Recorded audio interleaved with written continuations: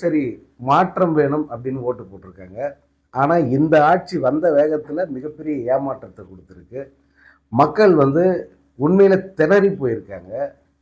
இவருடைய ஒவ்வொரு நடவடிக்கையுமே வந்து மிகப்பெரிய ஒரு ஏமாற்றத்தை தர்ற மாரி இருக்கு. விஜயுடைய நடவடிக்கை. இப்ப நீங்க அவரு டெல்லிக்கு போய் வந்தாரு. டெல்லி பயணம். அது பலவிதமா விமர்சிக்கப்படுது.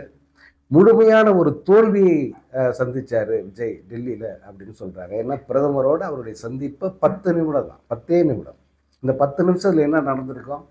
போயிட்டு பொன்னாடை போத்திட்டு ஒரு வணக்கம் தெரிவிச்சுட்டு பொன்னாடை போத்திட்டு எப்படி இருக்கீங்க? நலமான்னு கேட்டு அவர் பதிலுக்கு வாழ்த்து சொல்லியிருப்பாரு. அதற்கு அடுத்து மீண்டும் வந்து கோரிக்கை மனுவ குடுத்திருப்பாரு. அப்புறம் கூட சேர்ந்து ஃபோட்டோ எடுத்திருப்பாங்க. மீண்டும் வந்து ஒரு நினைவு பரிசு குடுத்துட்டு வெளிய வந்திருப்பாங்க. இதற்கு 10 நிமிஷம் சரியா போயிடும். ஸோ விஜயின் சந்திப்பு, பிரதமர் மோடியுடையான விஜயின் சந்திப்பு இவ்வளோதான் இருந்திருக்கு. அவர் வந்து எதை பற்றியும் வந்து அங்க பேசல. கோரிக்கை மனுவ குடுத்துட்டாரு. அந்த மனுவுல வந்து என்னென்ன கோரிக்கை அப்படிங்கிறது இருக்கு. மேகதாது அல்லது இன்னும் எல்லாம் இருக்கும். ஆனால் பேசும் அளவுக்கு அங்க அந்யோன்யமா இல்ல அப்படின்னு சொல்றாங்க. அதேபோல அமித்ஷாவ சந்திப்பதற்காக இவர்கள் நேரம் கேட்டாங்களா இல்லையான்னு தெரியல. அதேபோல அவங்க நேரம் ஒதுக்குனாங்களா இல்லையான்னு தெரியல. ஆனா அமித்ஷாவை அவர் சந்திக்கல. மத்திய நிதியமைச்சரை மட்டும் அவங்க வந்து சந்திச்சாங்க.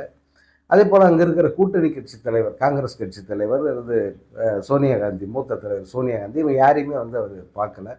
இது பலவிதமான கேள்விகளை வந்து எழுப்பியிருக்கு. ஏன்னா வந்து இவர் கூட்டணி கட்சி காங்கிரஸ்ன்றது இவருடைய கூட்டணி கட்சி, இவருடைய அரசுல அங்கம் வகிக்கிற கட்சி.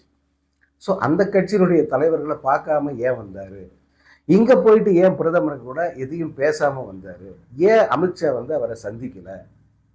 சந்திக்க மறுத்துட்டாரா? இப்படியெல்லாம் பல கேள்விகள் இருக்கு. இதற்கான விடைங்கிறது இனி வரும் நாட்கள்ல தான் வந்து தெரியும். உண்மையில இது என்ன நடந்துகிட்டு இருக்கு?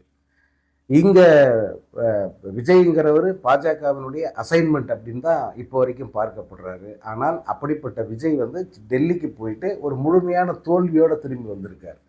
அங்க என்ன கோரிக்கைய வச்சார்? அந்த கோரிக்கைக்கெல்லாம் வந்து அவங்க என்ன பதில் சொன்னாங்கன்றதெல்லாம் இனியும் கோரிக்கை வச்சது தெரியும். தமிழ் தாய் வாழ்த்துக்கு முதலிடம் கொடுங்க அப்படின்னு போய் ரிக்வெஸ்ட் பண்ணியிருக்காரு. ரிக்வெஸ்ட் பண்ணியிருக்காரு. இதுவரைக்கும் தமிழ்நாட்டு வரலாற்றில், அரசியல் வரலாற்றில் இப்படி போய் ரிக்வெஸ்ட் பண்ணதே கிடையாது. ஏன்னா தமிழ் தாய் வாழ்த்துங்கிறது நம்முடைய ஒரு பர்த் ரைட் மாதிரி, நம்முடைய பிறப்பு உரிமை மாதிரி.